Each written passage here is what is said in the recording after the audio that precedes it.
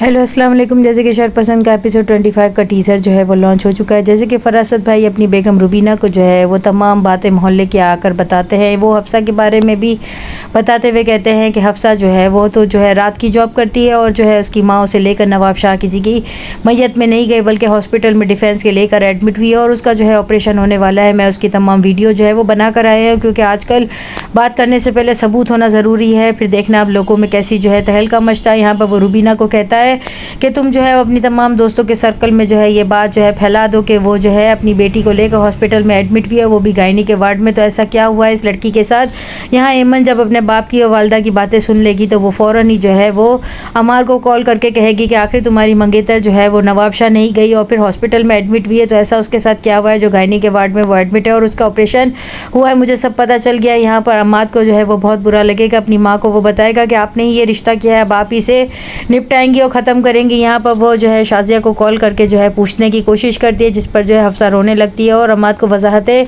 देती है, लेकिन वो उसकी कोई वजाहत सुनने के मूड में नहीं होता बल्कि वो रिश्ता ख़त्म करके चला जाता है। भाई जैसे कि महल्ले में जो है जासूसी का काम करते हैं और उनकी बेगम रुबीना जो है वो भी जगह जगह हर किसी के घर में जा जाकर जो है वो एक दूसरे की बातों को फैलाती हैं। इसी तरह इनके बच्चों की परवरिश में भी यही चीज़ जो है वो शामिल हो गई है। यहाँ पर शाज़मीन जो है वो अपनी खाला को लेकर जैसे कि हॉस्पिटल से घर आई है और उनका जो है बेटा तारिक जो है जब वो बाहर से आएगा और अपनी वालदा को जो है वो समझाने की कोशिश करेगा तो वो उनके पास जाने से इनकार कर देंगी। यहाँ पर जब वो चूल्हा चलाने जाएंगी तो आग लगते लगते बचेगी और शाज़मीन उनकी जान बचा लेगी। यहाँ पर तारिक जो है वो उसका बहुत एहसानमंद होगा और अपनी गलतियों की माफ़ी भी मांगेगा। जो है वो एमन को बिल्कुल भी जवाब नहीं देता। यहाँ पर जो है अमार की वालदा को भी उसकी महल्ले की तमाम दोस्तें आकर जब ये बात बताती हैं तो वो कहती है इस लड़की की हिम्मत कैसे हुई, ये मेरी होने वाली बहू है, मेरी होने वाली बहू पर कोई उंगली कैसे उठा सकता है। लेकिन अम्मार जो है वो खुद हॉस्पिटल में जाकर देखेगा कि हॉस्पिटल में हफ्सा जो है वो एडमिट है। जब वहाँ से वो छुट्टी लेकर घर आएगी और अम्मार का रिश्ता ख़त्म हो जाने की वजह से जो है वो बुखार में जो है एकदम तप जाएगी और वो जाकर जो है महल्ले के तमाम लोगों को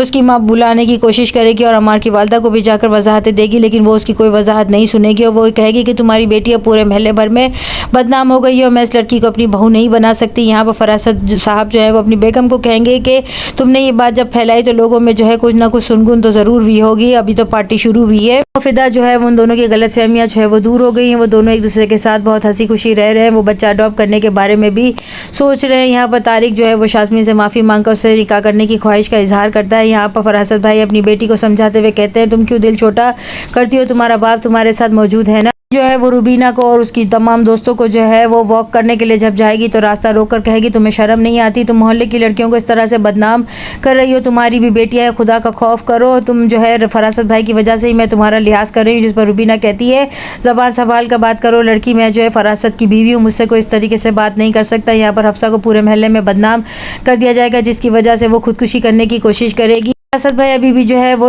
चुटकुले लेते हुए अपनी बेगम को कहते हैं बहुत मज़ा आएगा, अभी तो सब कुछ देखने को मिलेगा नेक्स्ट एपिसोड में और क्या होगा। चैनल के साथ बने रहें, लाइक करें, शेयर करें और सब्सक्राइब करें।